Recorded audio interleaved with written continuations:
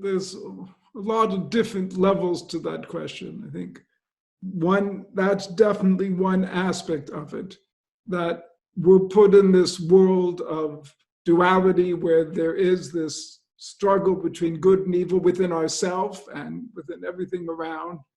And part of our growth is be able to make those choices. Part of our growth is to stand up against evil within ourselves and without us.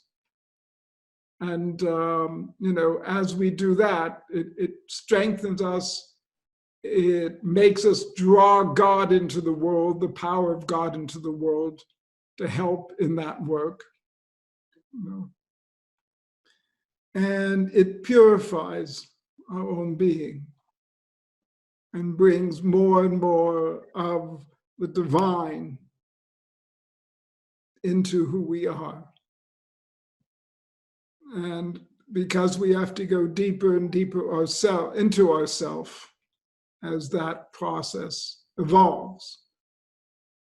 And the more we go deeper into ourselves, the more we really awaken the divine spark within us, the divine qualities within us. And, but there's some levels where one just has no answers.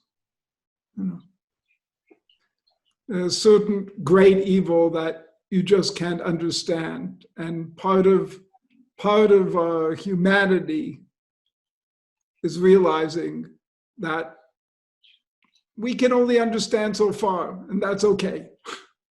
Mm-hmm. But fundamental to our faith, which is, again, part of this actual growth and deepening and struggle, is that, we say in the morning prayers, who created, formed light and created darkness and makes peace, and in the original, which actually comes from Isaiah, and created evil. And so we believe that everything comes from God, even though it looks impossible from where we're standing.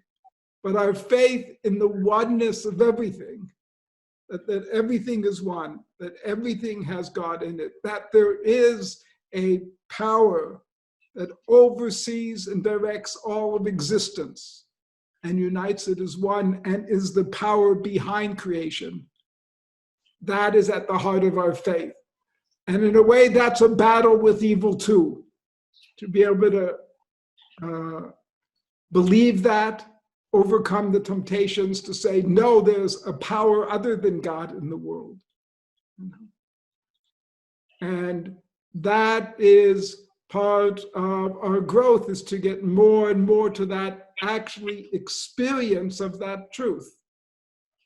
And there's many great spiritual teachers that talk about that in their moment of spiritual awakening. They understood that everything is exactly as it should be, and that everything is one. And you can't take, God is in the good, and God is in the evil, and God is in the person who does good deeds, and God is in the sinner, and God is in everything. And that's our evolution and growth, is to move into that consciousness. And that is a lifetime's journey. But we also, at different points, we get glimpses of that. And that's really spiritual gold. We can hold that place, and then we try to live it as we can in our life. And so in a way, we're dealing with two separate struggles. One is to never forget that everybody has good in them, but also to never forget that everybody's capable of evil. And if we hold those as places, then we see that God is in everything, and then God is in whatever is in us. And that is at the heart of the transformation of our consciousness. And in a way, though it's a much longer discussion, we redeem the negative with the evil within us, so to speak, by seeing that there's also the power of God within it as well, and transform it then into a force for good instead of evil. And that's repairing and transforming the whole of the universe and not just ourselves.